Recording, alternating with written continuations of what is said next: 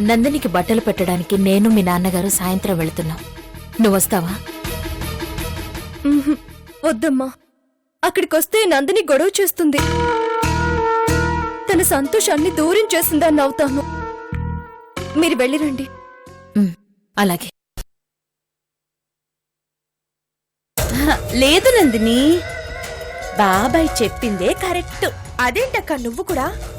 అవును నందిని, నువ్వు వేసే శిక్ష రోజూ కంటిన్యూ చేస్తుండు. ఫోటోలకి దండలు వేయి, పిండాలు పెట్టు, నువ్వేమనుకుంటే అది చేసి. బాబాయ్ అవేమీ ఆపొద్దు అనడం లేదు. కాకపోతే నువ్వు బొట్టు గాజులు తీసేసి ఎందుకిలా మోడులా ఉండాలి? తప్పు ఎవరో చేస్తే శిక్ష నువ్వెందుకు వేసుకోవాలి?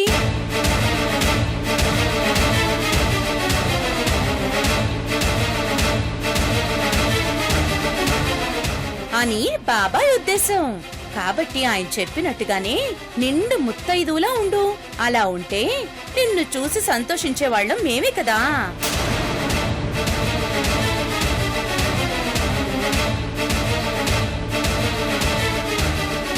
కానీ ఒక కండిషన్.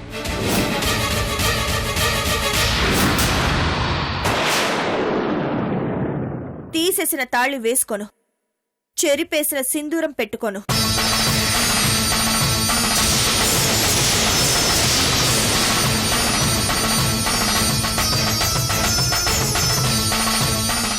నేను రెడీ చేసి తీసుకొస్తాను.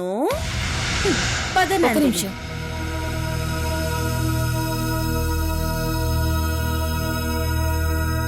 ఈ చీర కట్టుకొని రామ్మా. ఇటివ్వు పిన్ని. పద.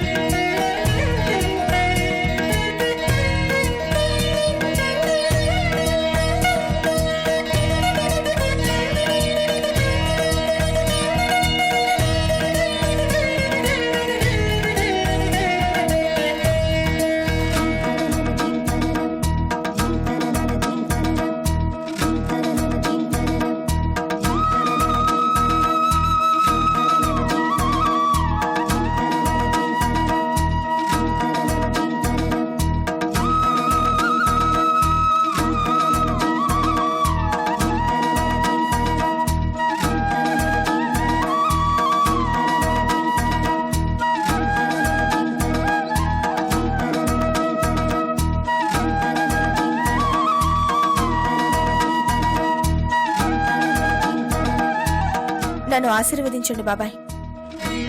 అమ్మా, నువ్వు నిండు నూరేళ్లు సుఖ సంతోషాలతో ఉండమ్మా.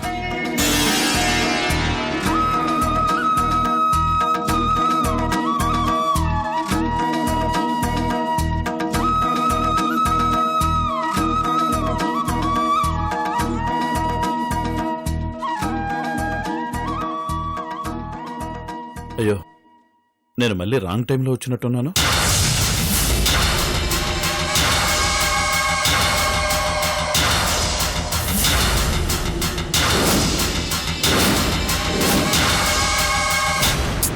రుద్ర, అక్కడే నిలబడ్డావే, లోపలికి రా.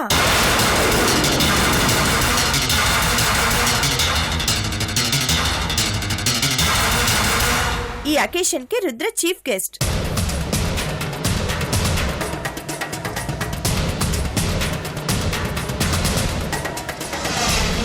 అత్తయ్య, వెళ్ళి అందరికి పలహారాలు తీసుకురా.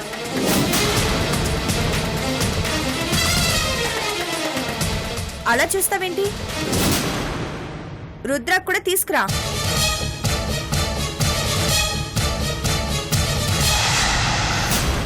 నిన్నే కదా నీకు చెప్పాను రావద్దని, మళ్ళీ ఎందుకు వచ్చావు? విజయ్, నేను ఊరికే రాలేదు, పని మీద వచ్చాను. విజయ్ ఆగు, అసలేంటి గొడవ? మావయ్య, నేను మీకు తర్వాత చెప్తాను. ఇతని ముందు బయటికి వెళ్ళమని చెప్పండి.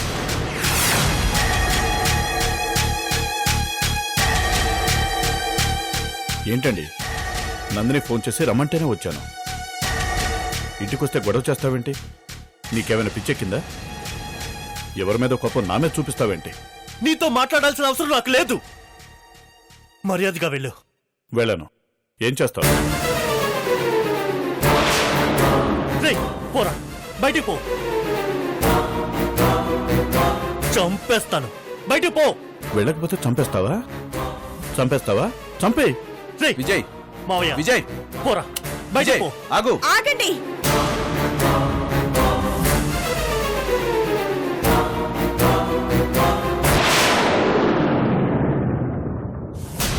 విజయ్, తన్నిన పర్స్ మర్చిపోతే మల్లీశ్వరి అక్క చూసి నాకు చెప్పింది. అందుకే నేను రమ్మన్నాను, తను వచ్చాడు. అయినా రుద్ర వస్తే నీకేంటి? నీకెందుకు కోపం? నా దృష్టిలో నువ్వు బ్రతికి లేవు, ఎప్పుడో చచ్చిపోయా.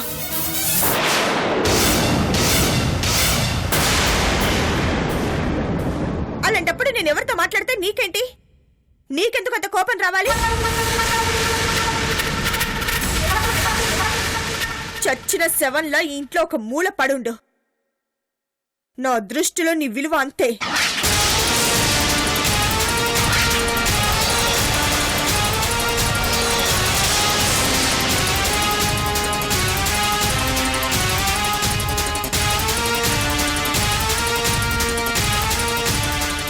అమ్మా నందిని, నువ్వు లోపలికి వెళ్ళు. వెళ్ళు.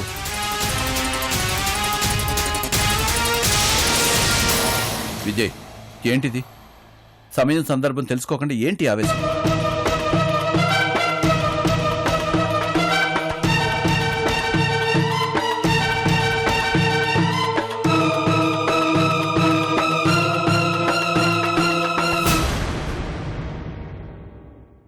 సారీ రుద్ర, విజయ్ కొంచెం డిస్టర్బ్ మూడ్లో ఉన్నాడు. ఏమనుకోవద్దు. అతని ఆవేశం తగ్గిన తర్వాత నేను తనతో సారీ చెప్పిస్తాను. అయ్యో, విజయ్ నాకు సారీ చెప్పడం ఏంటి? తన గురించి నాకు తెలుసు. ఈ విషయం ఇంతటితో వదిలేస్తాను. అసలు నేనే మధ్యలో వచ్చి మిమ్మల్ని డిస్టర్బ్ చేశాను. సారీ అండి.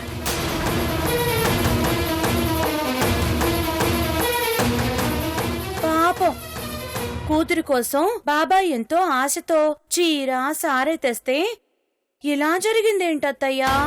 ఈ కొంపకి దరిద్రం పట్టుకుందిలేమ్మా. విజయ్ ఇలా చేస్తాడని నేను అస్సలు అనుకోలేదు. నందిని ఎంత బాధపడుంటుందో.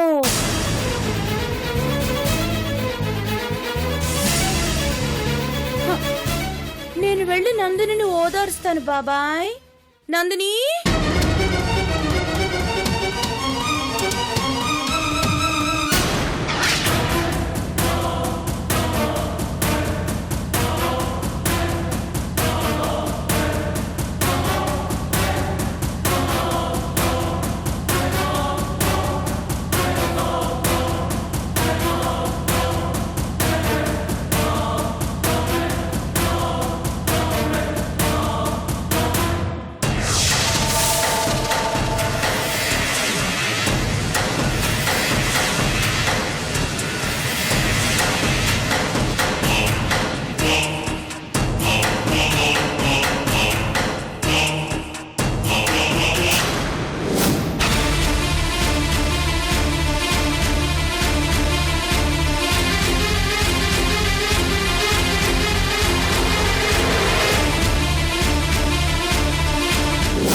నా దృష్టిలో నువ్వు బ్రతికి లేవు, ఎప్పుడో చచ్చిపోయా.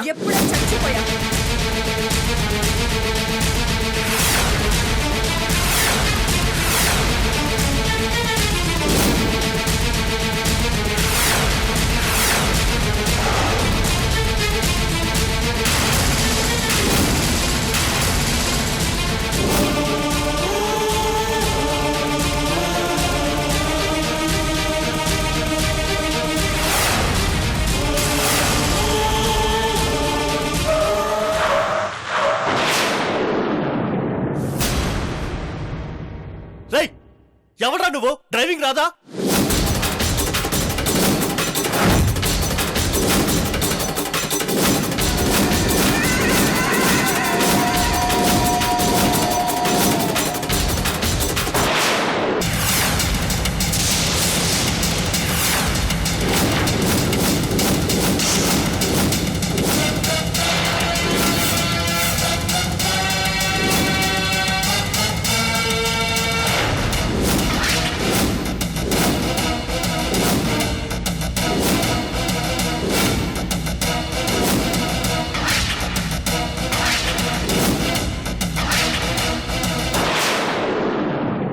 ఏంటో అలా చూస్తున్నా?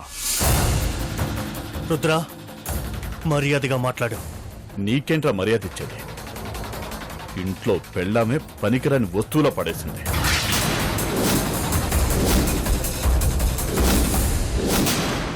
ఇద్దరు పెళ్ళాలున్నా ఎందుకు పనికిరాని వేస్ట్ గాడివి. నీకేంట్రా మర్యాద? రుద్ర,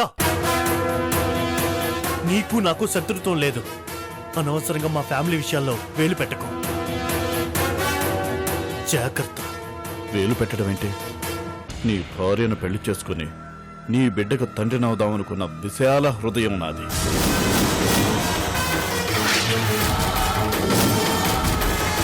అయినా ఇద్దరు పెళ్ళాలుని కూడా ఇలా వేస్ట్ గైడ్లా రోడ్ల మీద పడి తిరగడం దేనికి? నాకు నందినిచ్చి పెళ్లి చేయొచ్చు కదా. మనసు కూడా పడ్డాను. రాస్కెల్, నిన్ను!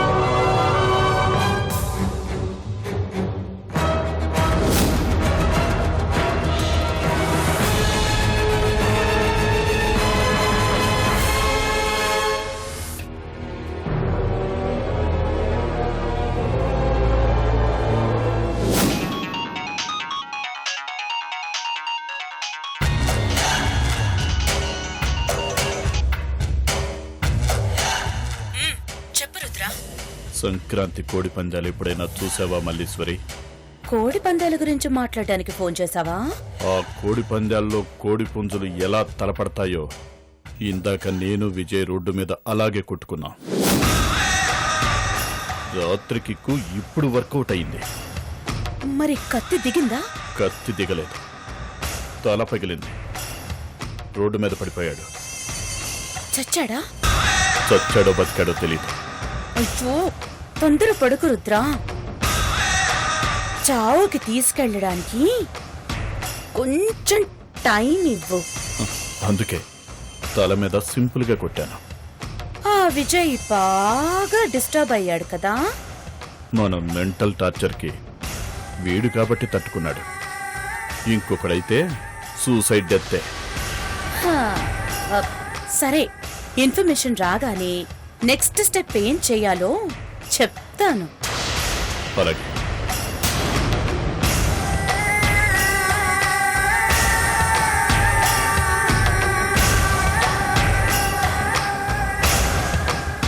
ఈ మ్యాటర్ ఇంకా ఇంటికి రానట్టుంది. కాసేపు ఆగితే కొడుకు హాస్పిటల్లో ఉన్నాడని అత్తయ్య కెవ్వు కేకేస్తుంది. ఆ కిక్కు కోసమైనా వెయిట్ చేయిస్తా.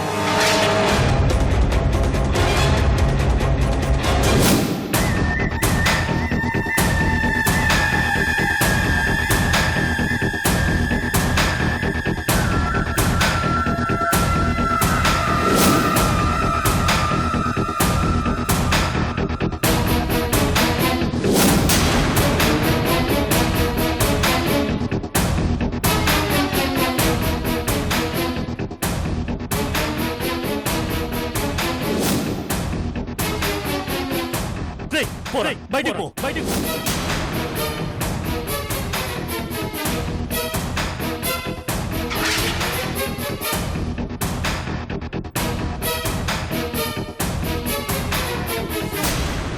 నందిని, అక్క, నువ్వింకా జరిగిన గొడవ గురించే ఆలోచిస్తున్నావు కదూ? విజయ్ ఇంట్లో ప్రశాంతత లేకుండా చేస్తున్నాడక్క. అదే నేను ఆలోచిస్తున్నాను. రుద్ర మీద విజయ్కి అంత కోపం ఎందుకో నాకైతే అర్థం కావడం లేదు. జరిగిన సంఘటనలో విజయ్ సంస్కారం కోల్పోయి ప్రవర్తించాడు. నందిని, ఎందుకైనా మంచిది ఇక మీద రుద్రని మన ఇంటికి రావద్దని చెప్పు. అలా చెప్తే రుద్ర హట్ అవుతాడక్క. అయినా ఎందుకు చెప్పాలి? అతను తప్పు చేశాడు. రుద్ర మంచివాడే నందిని, కానీ విజయ్కి ఇష్టం లేదు. అతని ఆవేశం చూశాక రుద్రని విజయ్ చంపేస్తాడేమో అనుకున్నాను.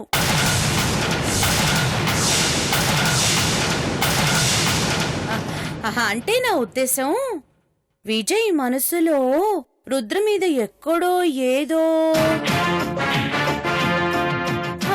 వద్దులే అమ్మా, చెప్పడానికి నాకే సిగ్గుగా ఉంది.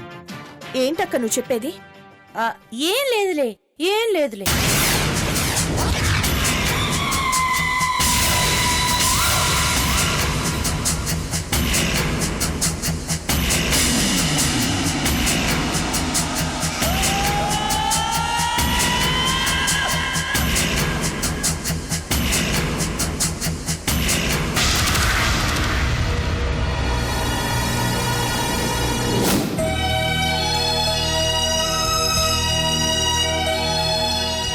డాక్టర్, ఎలా ఉంది?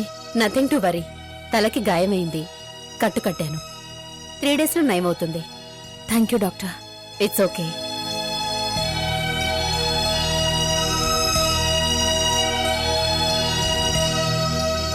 విజయ్, ఆ రుద్రతో ఎందుకిలా గొడవ పడుతున్నావు? అత్తయ్య, వాడు కూడా మల్లేశ్వరి మనిషే. నాకు అర్థమైంది. రుద్ర మల్లేశ్వరికి పరిచయం ఉందా? పరిచయం ఉందో లేదో నాకు తెలీదు. మన శవాల నాటకం మల్లేశ్వరి కంటే రుద్రాకి ముందే తెలుసు. నాకు చాలాసార్లు ఫోన్ చేసి నందినిని పెళ్లి చేసుకున్నానని కావాలని అబద్ధం చెప్పాడు. వాడికి మన మీద కోపం ఉంది. ఆ మల్లేశ్వరితో చేతులు కలిపి మనల్ని డిస్టర్బ్ చేయాలని చూస్తున్నాడు. రుద్ర గురించి నిజం తెలియక నందినికి పెళ్లి ప్రపోజల్ కూడా పెట్టాం. మల్లేశ్వరితో స్నేహం చేశాడు అంటే వాడు పెద్ద రోగులా ఉన్నాడు. ఇంట్లో 4 గోడల మధ్య ఎన్ని గొడవలు జరిగినా పర్వాలేదు అత్తయ్య. మల్లేశ్వరి మా మధ్య ఎన్ని గొడవలు పెట్టినా సహిస్తూ వచ్చాను. కానీ వీడు బయట నుండి వచ్చి నన్ను డిస్టర్బ్ చేస్తున్నాడు.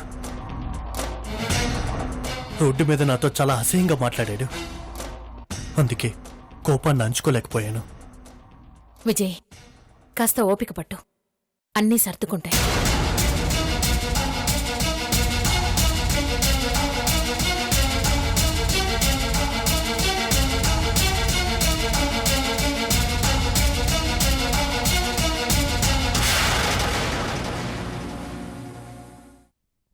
చచ్చిపోయాడనుకున్నాక అతనికేమైతే నాకేంటి? అది నిజమే కానీ ఒకవేళ జానకి ఫోన్ చేసి విజయ్ని డిశ్చార్జ్ చేసుకుని అట్నుంచి తీసుకెళ్లిపోతే